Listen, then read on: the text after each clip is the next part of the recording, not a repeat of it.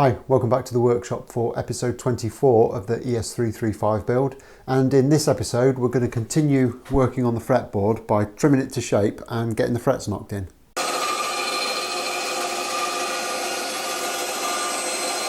Okay, so with the position markers all finished off nicely, the next step is to trim this down to size. It's too long at both ends, so we've got the nut slot here, so we need to trim it off at that mark. And we need to trim a lot of this down here. We only need a little bit left extending beyond the last fret. And we also need to trim the sides down to put the correct taper in. Now luckily, even though I've done a lot of sanding on the front of the board, I've still got my centerline marks on both ends. So I'm going to now extend those onto the face of the board and we can start marking this out.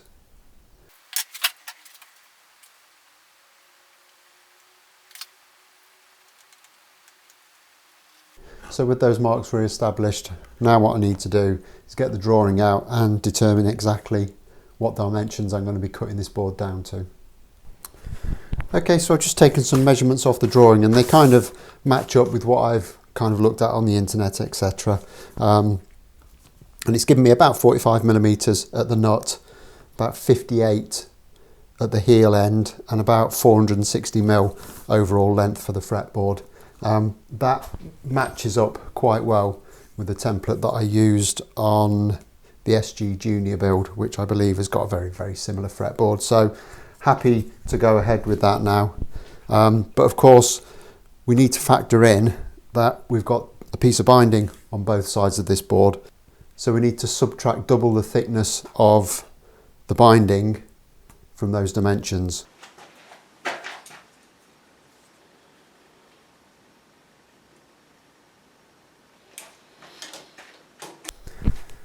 And the binding measures in at 1.5mm, so that means this dimension needs to be 3mm narrower, this dimension needs to be 3mm narrower, and I need to take 1.5mm off the end to allow for the binding there as well.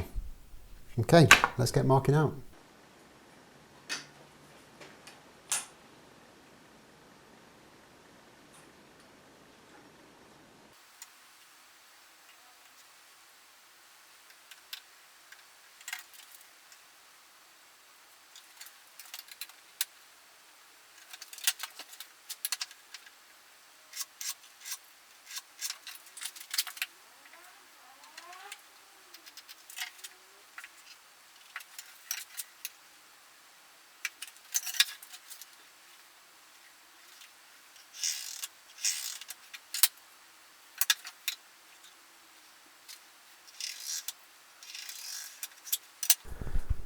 Okay, so that's all marked out. It's really difficult to see the pencil lines against the rosewood.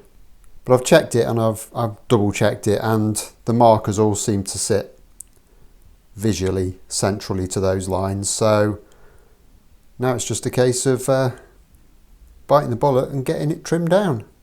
Okay, so first I'm going to trim at the nut line and at this line I've marked here at the end of the fretboard. And once I've got those two bits off, we'll then get this to the bandsaw and trim the rest of it down. I'll be trimming it well outside of the lines on these tapers and then I'll just bring it down to dimension with a hand plane.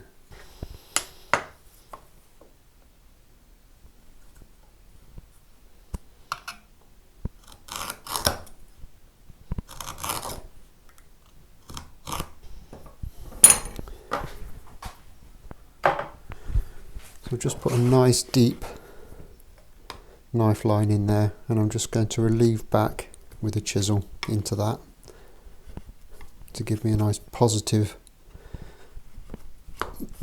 mark to cut to with the saw.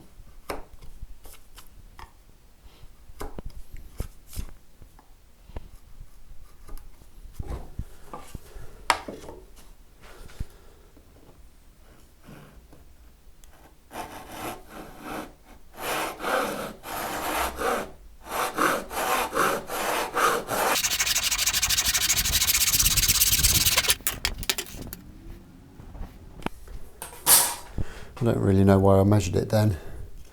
It's far too late if it's wrong. Okay, we'll get the other end off.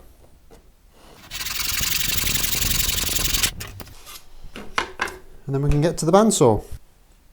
Okay, so I've just added a couple of bits of masking tape to this fretboard directly onto the line that I've marked that I need to cut to, because I really couldn't see it very well. So what I'm now going to do is just cut a couple of mil outside of that blue tape line, and then we can get it back to the bench and plane it to actual dimension.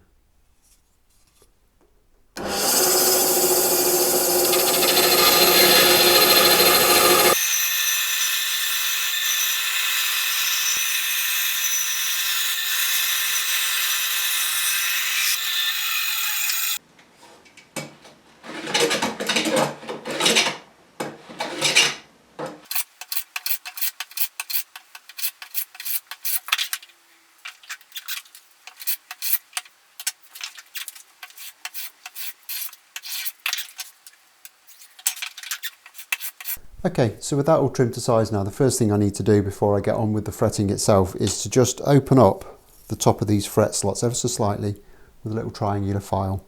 And all that will do is just create a little chamfer that will allow the fret to seat a little bit easier.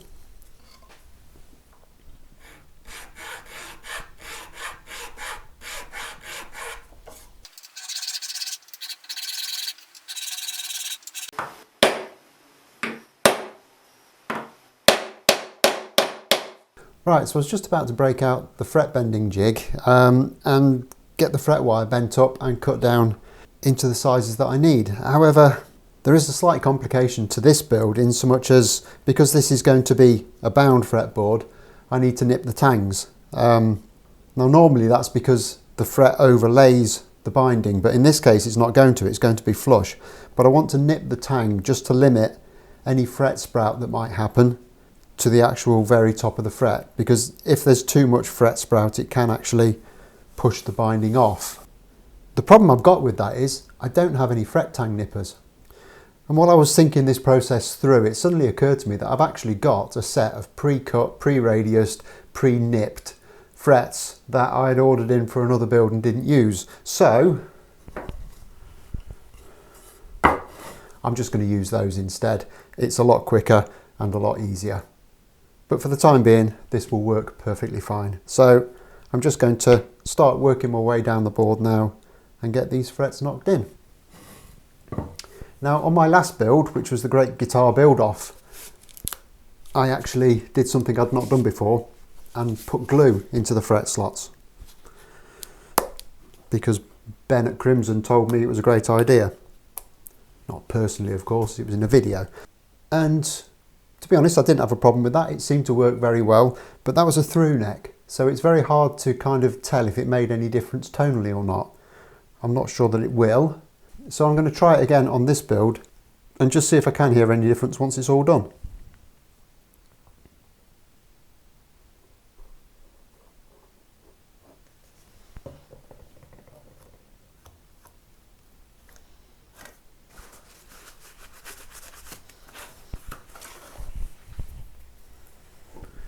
And as always, I'm just going to knock the frets in with my little soft face mallet.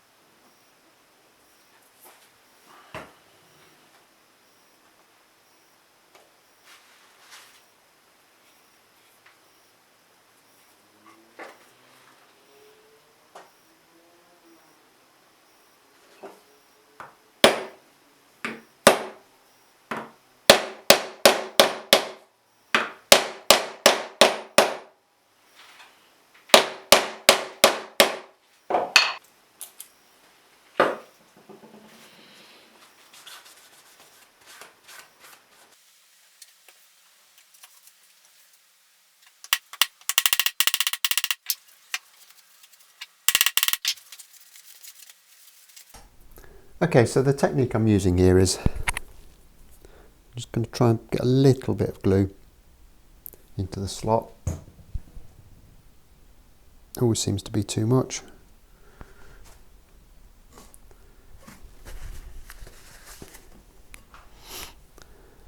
Then I'm going to position the tang into either end of the slot. Just give it one tap, either end, just to seat it. But as you can see, it's still raised in the middle.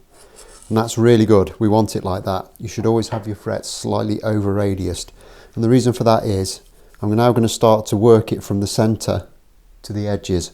And what that will do is as it goes down, it will move the tang very slightly sideways in the slot. And that will mean all the little barbs on the tang, instead of just pushing holes into the slot, they will then actually move sideways from those holes. And they'll find some better purchase in the bit of the slot next to that, if that makes sense. And I've always found that that is a really good way to make sure that you don't get loose frets. So just start tapping from the middle down to the edges.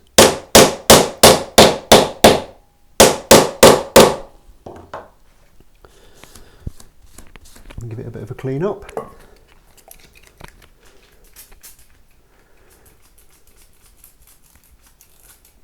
This bottle's useless. And then just give it another tap again.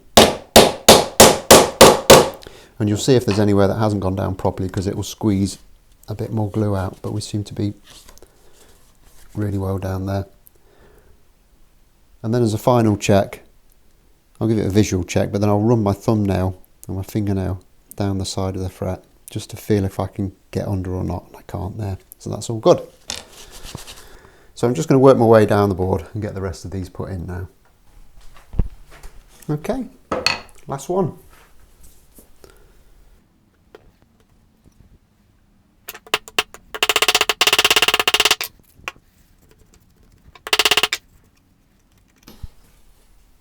There we are, all done. And I think that's looking really, really nice. All the markers seem to line up nicely with the frets. So yeah, very happy with that.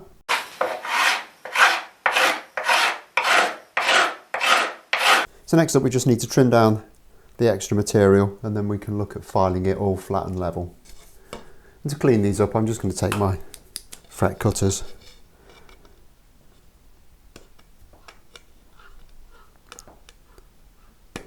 and cut them as close to flush as I can.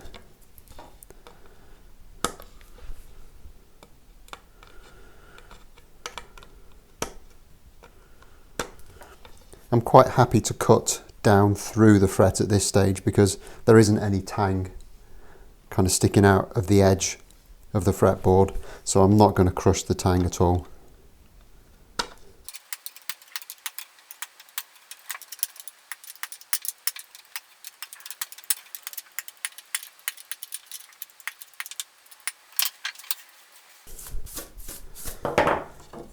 And I always make sure that I sweep up the little bits of fret that I nibble off, because if you have those lying around on your bench, they could cause all sorts of untold damage. So just make sure that they're well out of the way. And the next step is to just simply get it in the vise again and just start working my way down with the file to get those nice and flush.